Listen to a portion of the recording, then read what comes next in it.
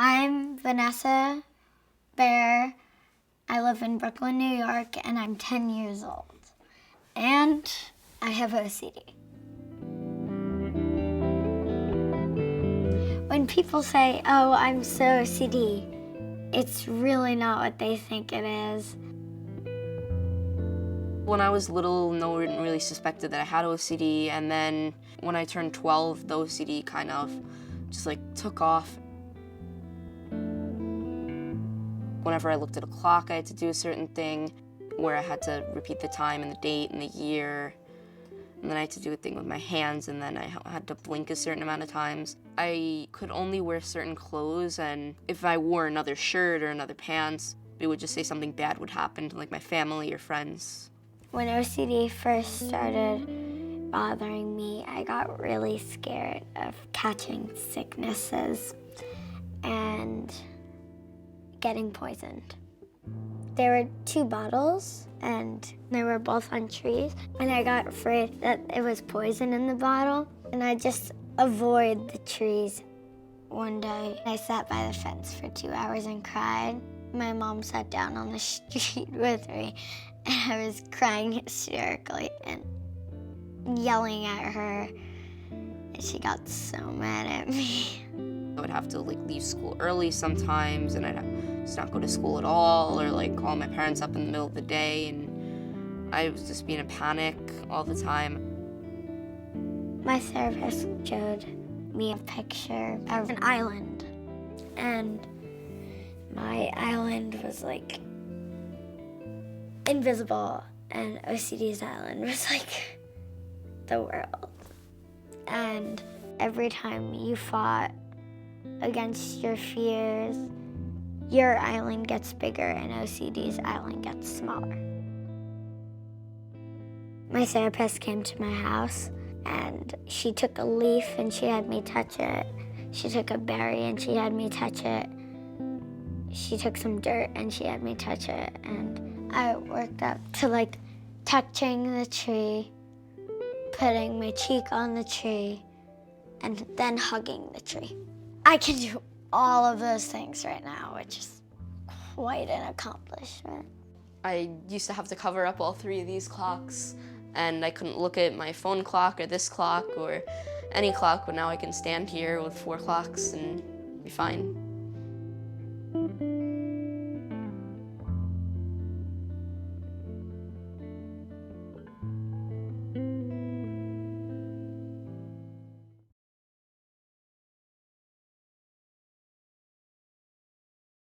एक तो ये अबू ज़ुरा हैं, एक और अबू ज़ुरा थे जो थोड़ा बाद में हैं। वो फरमाते थे, मुझे 2 लाख हदीसें ऐसे याद हैं जैसे तो मैं कुल हु वल्लाहु अहद याद। उनका इंतकाल हो रहा था, तो उनके पास बैठे थे अबू हातिम, मोहम्मद बिन सलमा, मुंजर बिन शादान, मुहद्दिसीन। अब वो बेहोश। अरे भाई, अब हजरत को कलमा कैसे याद दिलाएं? तो बेहोश। सुभान अल्लाह, सुभान। वल्लज़ीना ऊतुल इल्म दरजात, अल्लाह ताला इल्म की शान ऐसे ही बनाता है। तो अबू हातिम ने अपनी सनद पढ़ी, हद्दथनी ज़हाक़ इब्न मुखल्लद अन अबी आसिम अन अब्दुल हमीद इब्न जाफर अन सालिह इब्न अबी गरीब। चुप, यहां का चुप। हदीस है, मन काना आखिरु कलामिही ला इलाहा इल्लल्लाह दखलल जन्नह। ये उन्होंने इसकी आधी सनद पढ़ के चुप हो गए।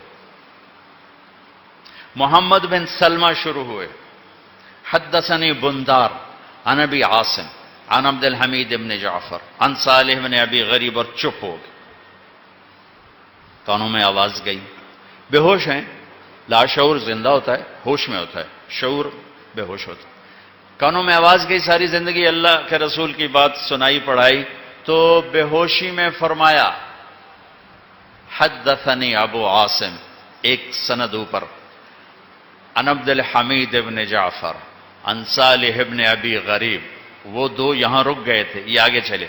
अन कसीर इब्न मुर्रत अल हदरमी अन मुआद इब्न जबल रज़ियल्लाहु तआला अन्हु क़ाल क़ाल रसूलुल्लाह सल्लल्लाहु अलैहि वसल्लम मन काना आखिरु कलामिही ला इलाहा इल्लल्लाह दखलल जन्नह।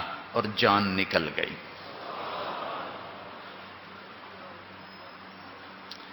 तो चलो, उलाइका आबाई फजीनी बिमिस्लिहिम इज़ा जमअतना या जरीरुल मजामिअ। अल्लाह के नेक बंदों की निस्बत हासिल है। इज़ा मातल अब्द वल्लाहु यअलमु मिन्हु शर्रन व यक़ूलु अन्नासु फ़ीहि खैरन।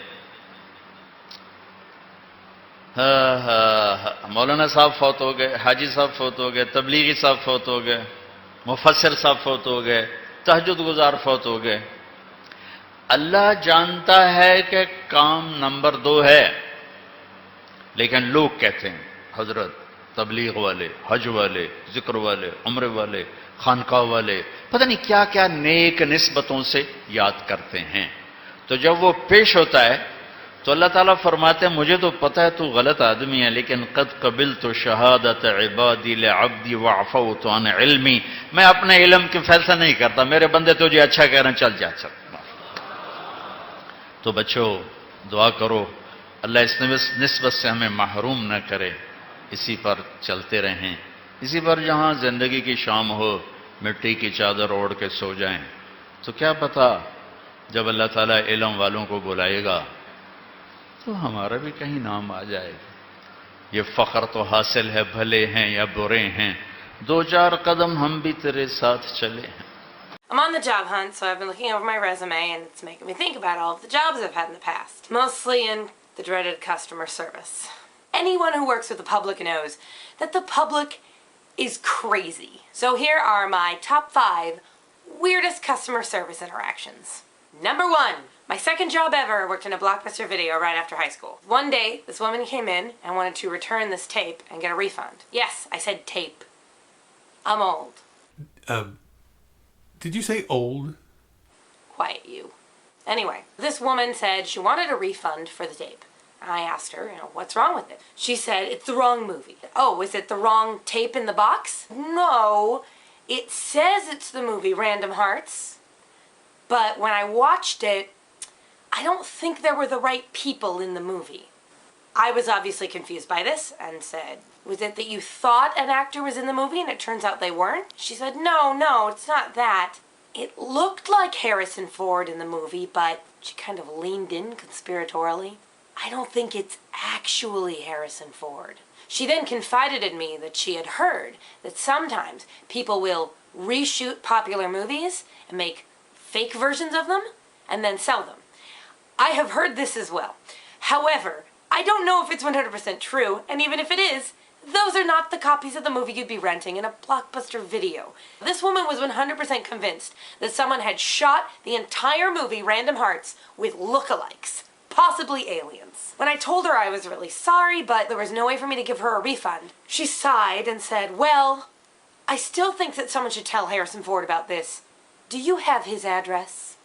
Number 2, I was working just a couple of years ago at a call center doing customer service for online pharmacies. This woman had been ordering for us for a while under the name Russell Jones. Now, she claimed the name was pronounced Lucille. We were trying very hard to prove she was ordering it for somebody else, which is illegal, but we couldn't. So one day she called to place her order. As I pulled up her account, I noticed she had recently changed the email address on file to russelljonesjr@whatever.com. Finally, I had her. I said, ma'am, you just need to tell Russell he needs to order his medication himself from now on. She went, no, it's me. I'm Roussel. I'm Roussel. It's my name. And I said, ma'am, your email address is Russell Jones Jr. And she said, well, that's my son's email address. Ma'am, you mean to tell me your name is spelled like Russell? You married a man named Russell, and when you had a child, you named him Russell as well? Number 3, also from that same call center. Woman was having me place an order for her. One of the questions is, when's the last time you saw your primary care physician? And she said, well, just saw him or saw him for medical reasons? I said, well, medical reasons, a checkup or something like that. I don't just mean if you ran into him at the grocery store. And she said, well, my doctor is also my pastor, and I've been ill lately and we recently had a prayer meeting about it. Does that count? Number 4. I was working at a fabric store, and it was about Halloween time. We'd frequently get people trying to make Halloween costumes they weren't quite equipped to put together themselves. One day, I was working at the cutting counter. This woman came up with a cart overflowing with fabric and lace and trim. She had thread, she had buttons and zippers. She had bought everything she needed to go with this very complicated Renaissance-style pattern that she was planning to buy. I looked at how complicated it was and asked, as gently as I could, "Ma'am, have you ever sewn something like this before?" She said, "Well, no, not really." From the tone of her voice, I guess probably the last time she sewed anything was in a high school home ec class. Even with an infinite amount of time, someone who doesn't know how to sew probably wouldn't be able to make a satisfactory version of that dress. But I wanted to let her down easy, so I said, "It's a kind of complicated pattern. If you're not used to this kind of thing, it'd probably take you a while. When's the party that you want to wear this to?" Figuring she'd say, "Oh, in a week or two," and I would say, "That's not enough time," and then hopefully she would understand. Her response? "Well, it's tonight at 8. What? Number 5. Worked at a local record store for about 4 years, and I definitely had some weird run-ins there. But possibly the weirdest and most infuriating was when a gentleman came into our store one day. It was pretty slow, and he spent probably an hour browsing. He wasn't in any hurry. Eventually he picked a CD, brought it up to the front. I rang him up, he paid for it, and he left. 10 or 15 minutes passed, and he came back in. He put the CD, which had been unwrapped, on the counter in front of me and pushed it towards me and said, "I'd like to undo this transaction." I asked, "Is there something wrong with the CD? Is it scratched? Is it broken? Wrong disc inside the box? Throw me a bone."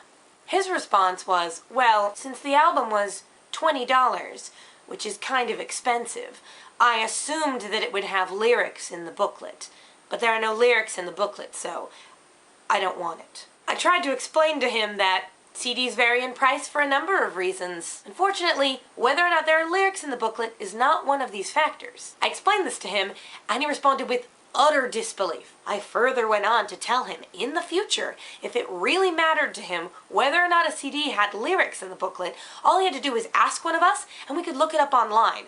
We wouldn't necessarily 100% be able to find that answer, but we could try. He was infuriated. Swore he'd never come to the store again, said he'd tell all of his friends to never shop there, and stormed off. This story, to me, says everything about the level of entitlement that people carry with them into retail and customer service situations. They make a mistake regardless of whether it's their fault. They want you to just undo it. Nobody wants to take responsibility for their own actions.